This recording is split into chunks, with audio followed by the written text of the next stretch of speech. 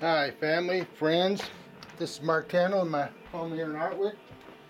Yesterday my good friend Kevin Hanlon came by to visit. He was asking me about this rifle here, the second one down. The top one is a Henry Big Boy 357 Magnum, love it. But this one here, this is a one-of-a-kind, custom-made 30-06. And the story behind this is it was custom made in 1961. First of all, my father's an independent insurance agent, anything in insurance, and in 1969 he met this gentleman who was a retired British Army colonel, and they started talking about insurance. So the man invited Dad to his home in the Hollywood Hills, which was a big mansion, and the guy had 12 cars and Ferraris and Maseratis and Rolls Royces, and he had an import-export business and a lot of employees. So anyhow, he had a big insurance premium. So he had in his mansion, he had a trophy room full of, a bunch of big game, and he had some rifle gun cases, and my dad saw this particular rifle in the gun case and was really admiring it. So the man had made the comment that he's all done hunting, and if Dad would like to have that rifle, he can put it towards the premium for the insurance, which was over $17,000. Dad told me, I'll never tell you exactly how much credit I gave this man to acquire this rifle towards his insurance premium, but the premium was over $17,000. But anyhow, the rifle itself he had custom made. And rather than tell you what I know to be the story about this gun, I'll tell you what Jim Losey's from Losey's Gun Shop in Oneonta, New York. I took this rifle to him to give it, I asked if he would just give it his off-the-cuff impressions of what he thought it was, and he said sure. So I set it down on his store. He opened the case and looked at it. He says, well, I can tell you it's beautiful, very nicely done, very well. And he said it's all handcrafted. All these cuts here and these hand grips are all hand done. That's not pressed in wood. He goes, I don't know what kind of wood that is, but it's very beautiful, and the detailing is exceptional. He goes, now as far as the gun itself, he says, now the bolt action, I can tell you this is a 1961 or prior to 1961 German bolt action Mauser, possibly made in the Czechoslovakian factory. He couldn't say for sure. He said it's exceptionally well done, nice burling on the metal. So that's a pre-1961 Mauser, because after 1962 it had a flip lever for the safety. He was correct about that. This is a 1961 Mauser bolt action, handcrafted by the best craftsman at Mauser.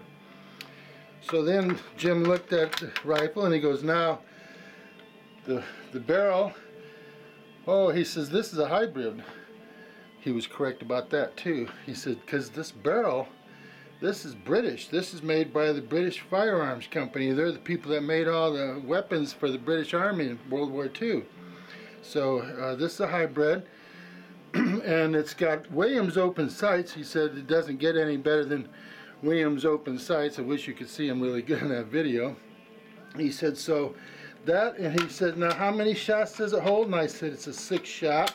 And by the way, that is a 14 karat gold trigger on that thing. And he says, oh, by golly, I guess it is. And he says, now the stock, I don't know what to tell you other than it's beautiful, and it looks similar to a Weatherby, but it's not a Weatherby. And that's all I can tell you about it. And I said to him, well, now that you've gave me your opinion, I can tell you what it is. It is a custom-made hybrid. The bolt action is German Mauser, made in '61.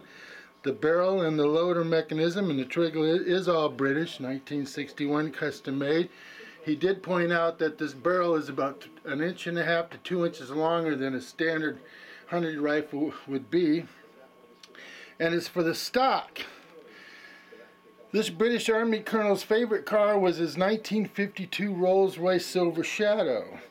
The dashboards in those Rolls Royces are all hand-carved wood, and that car happened to have a light Moroccan mahogany dashboard, and the heater knobs were rosewood with ivory dots on them, and he wanted to have this stock commissioned to be made to match his Rolls Royce. So, but the man had said he does dashboards and doesn't know how to carve a gun stock, so he was given a Weatherby, I think it was maybe a 270 or something, as an example to fashion this after. So this was the result, with the nice tips, all hand etched, Rolls Royce hand carved with the chin guard on one side, the cushion butt on the other side. I nicknamed it Royce. So, and this thing here, this thing shoots as straight as any rifle that I've ever shot. And when my dad got it and brought it home, he was telling me about this rifle that he just got. And we went out to a gun range at Santiago gun range, and we sat down, and he had that thing mounted on a sandbag, and he took a shot at the target, 100 yards open sights, and I was spotting the target, and I told him I don't see a hit. And Dad was saying, you're kidding. The man told me this thing is sighted perfectly for 100 yards, and I couldn't see a hit. And there was some highway patrol officers at the target next to us, so Dad asked them if they would look at his target with their better scope. They had a really nice Nikon scope. So the man looks at the target, and then he says, well, I don't know if I even want to shoot next to your father.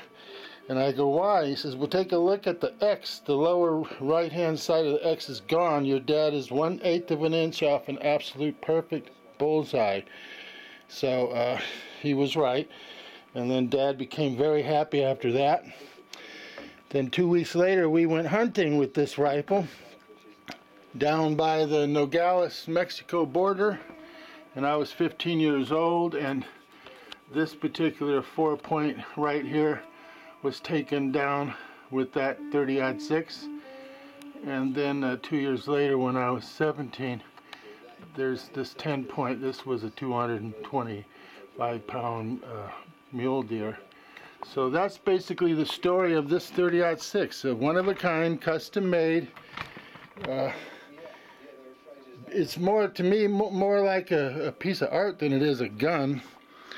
And so the last time I went out to California to visit my dad, he said, hey, you want to do me a favor? Go in my closet and get something in there. He goes, I'm going to send you home with it. And I go, what is it? He goes, oh, you'll know when you see it. So I went in there, and I couldn't believe it. I said, you're going to give me your 30-06? He said, yeah, I'm never going to use it again, and you live in New York, and you have a son, so you and him can take it out hunting and enjoy it. So I want to say thanks, Dad, for giving me this most beautiful piece of artwork. So that's the story about this rifle, and I hope that was interesting enough for everybody. Have a great day.